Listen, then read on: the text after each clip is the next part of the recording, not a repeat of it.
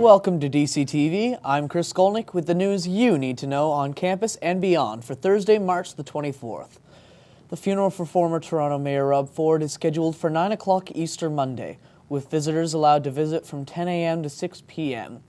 Ford succumbed to cancer this last Tuesday after an 18-month-long battle with a very rare and aggressive type of cancer.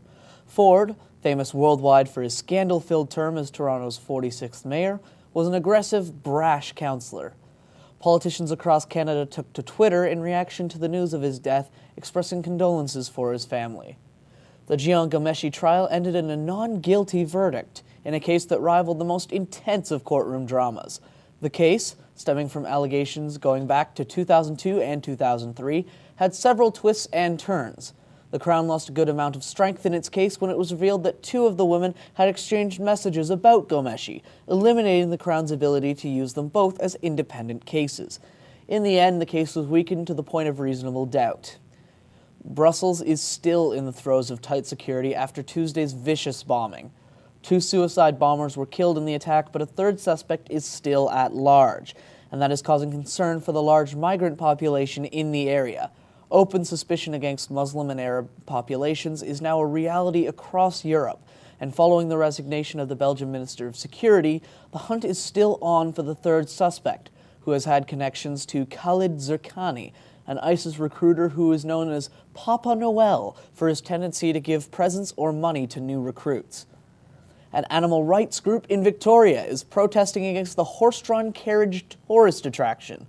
The Victoria Horse Alliance has cited collisions between carriages and cars, as well as alleging that the carriages use improper hoof care and that the metal bars, or bits, cause damage to the horses' mouths.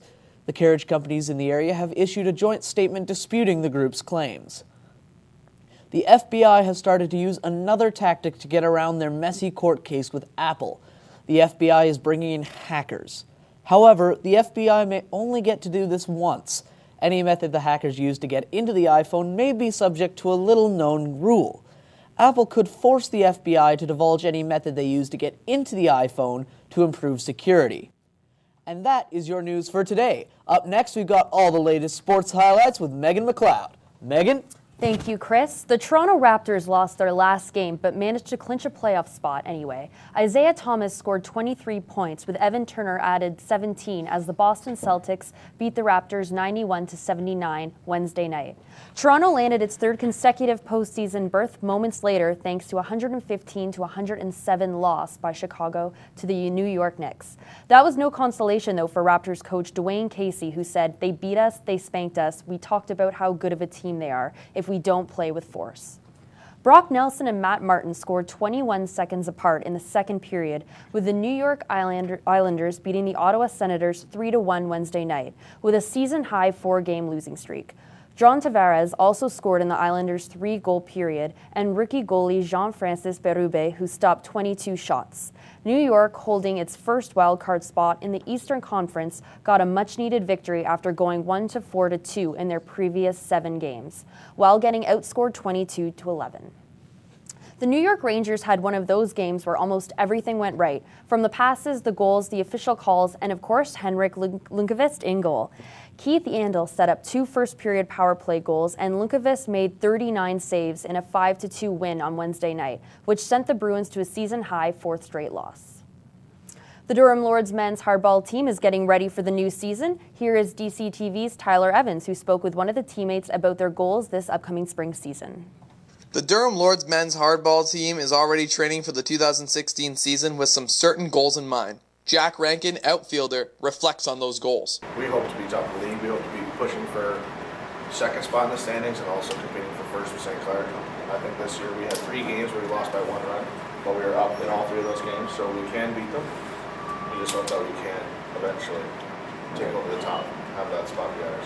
Rankin reflects on some key pieces that will be missing on the Lords in 2016. Yeah, we're losing our catcher, Jack Lang. He was like our MVP, and he was he was easily, I could say, the best catcher in the league. He hit over 400, threw out almost every base runner that he had. Like, he was our emotional leader. Like, he did everything for us. So that's a big thing. And losing your catcher is a tough part, especially since you only get 1 year of experience being with them. So, and we're also losing Bosnowski, who was our #1 last year. So, losing some pitchers. Other than that, we're losing some good, like, key core pieces like bats, pitchers. So, but the biggest one I would easily say is Lang, our catcher. Rankin looks to fill the key missing pieces on the Lords with leadership.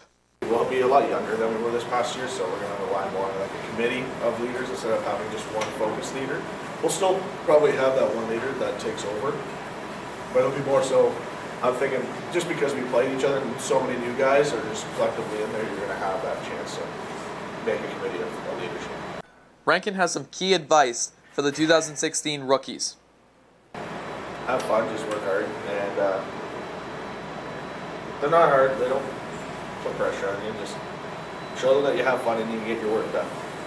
Rankin and the Lords will be hard at work all summer as they know the 2016 campaign is not very far away. For DCTV, I'm Tyler Evans.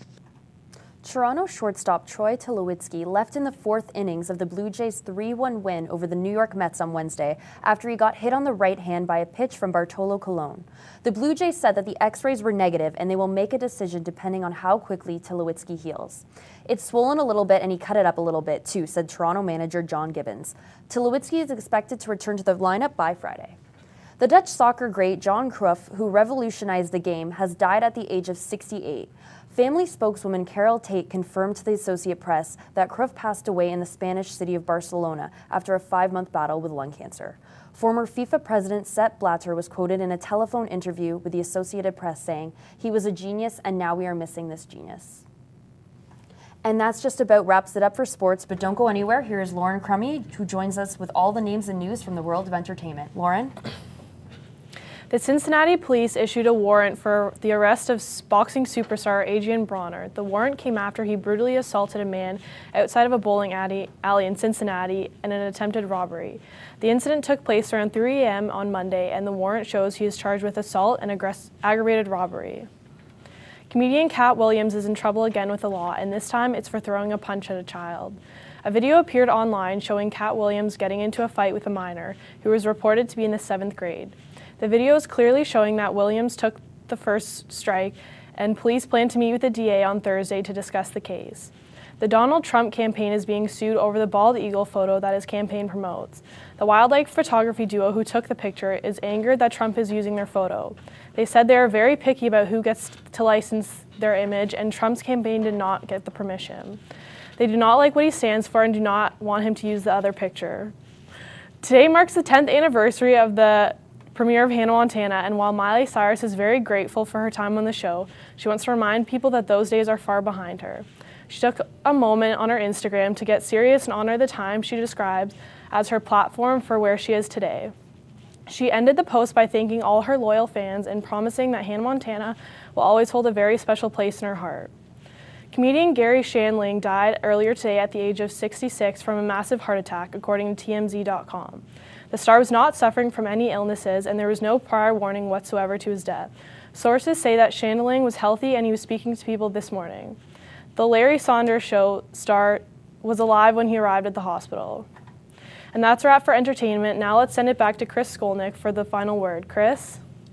Thanks, Lauren. That is your news on campus and beyond for March 24th. Be sure to follow us on Twitter at DC Broadcasting or check out our website at dcbroadcasting.ca. Thanks for watching and have a great long weekend.